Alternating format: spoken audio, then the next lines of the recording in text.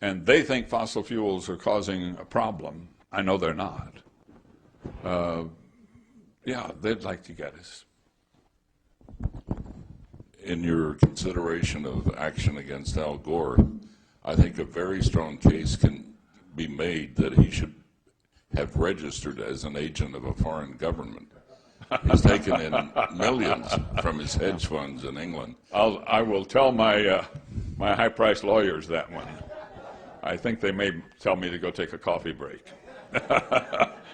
We'll see. I would like it very much if they can come up. I don't want to go to court and lose. If we go, we got to win. And so it's really important that the research be very careful and that the case be solid.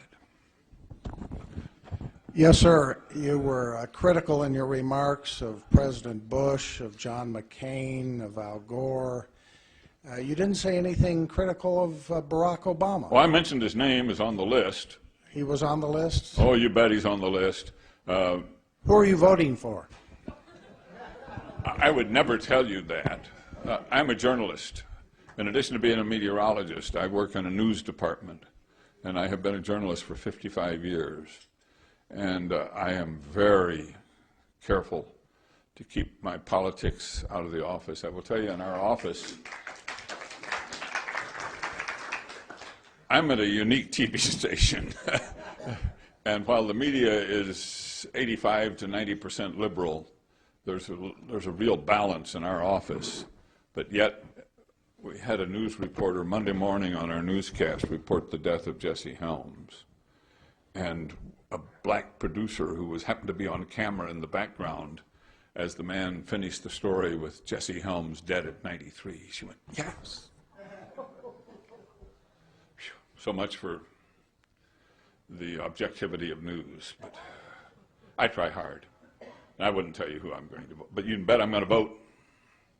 You bet I am. But do I have a horse in this race? No. And am I totally cynical about Washington? Those of you who live in Washington and work in that Washington environment, I have a feeling if I had $1 billion, I could go to Washington and get any law I want. If I don't have $1 billion, there's no way I can get any law, no matter how good it might be. I'm very cynical. I'm sorry. Next question. Have you tried getting on C-SPAN? No. It's a really interesting thing. The media is pretty shut down to me, except for talk radio. And I do 2 or 3 talk radio shows every week, sometimes 4. I was on talk radio here in Phoenix, as you mentioned, day before yesterday, I think it was. Yesterday morning, I was on the talk radio in Denver. Monday morning, I'll be on talk radio in Minneapolis. So I'm on talk radio somewhere in the country almost every day. I get lots of invitations from internet. And that speech that I made in San Diego in mid-June to the Chamber of Commerce, in which I said Al Gore is responsible for the $4 gasoline. That speech was linked to my name on the Drudge site. And last time I looked, 550,000 people had come to that speech. Can you imagine that? So I've got the internet. We got the internet. We got talk radio. Talk radio is wide open to us. Rush Limbaugh talks about me about 4 times now. And I was interviewed on his program by a substitute host. I've been on with Glenn Beck. And Fox News has used me and Fox Business Channel has used me a couple of times. But that's about it. The major media, Washington-based, I don't think there's a chance. My local newspaper in San Diego thinks I'm scum. Anybody else? If not, go ahead. We'll run a microphone over to you so you can, because you're 20 feet away, I might not be able to hear you.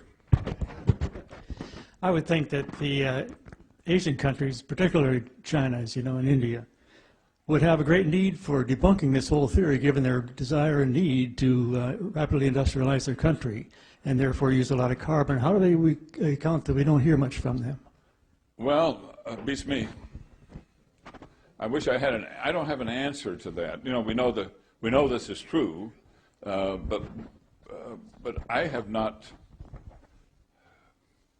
I think here's probably the truth, that we depend on our major media to tell us anything that they might say, and the major media is not going to tell us. That's my guess.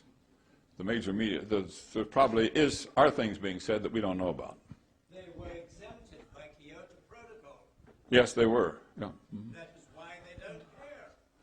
That's true. That's true. I hadn't thought about that. Another question? I like your statistics. You know, the air is 78% nitrogen, 21% oxygen, and all the other gases are trace. But I just remind the students I'm with that the skies are blue because of nitrogen, and I think that is a simple point to make, especially here in Arizona. I left that out, and thank you. Actually, one of the major newspapers, I forgot which, it might have been the Wall Street Journal yesterday, reported that the Indian government stated that they would not accept any emission limits. They intended to industrialize and use just as much carbon as they need to try to catch up with the United States or the other industrialized Yes, they say that, but they don't say, and by the way, there is no global warming. Because I think they probably agree with my assessment of the science. Anybody else? All right, I'll take one more. One more. This will be the last one. Okay. Bill Steyer from Colorado. There's been a lot of comments about the huge sums of money. Cork Hayden, in an article in the Energy Advocate, talked about HSBC and the $100 million cash gift that they gave to 4 environmental groups in the United States. How do we combat the kind of power that that represents? I don't have an answer other than this lawsuit idea, and every time I'm about to get some money to support that legal action, they get scared. The thought of suing Al Gore is pretty scary to a lot of people. So we keep working at it. The reason I came to this conference was because I greatly honor the scientists you have had as speakers in the past, and I greatly honored and wanted to be in the presence of the scientists who you have here today. And I can't thank the DDP enough for letting me be your speaker for the banquet this evening. It's an honor, and I'm humbled by it, and thank you.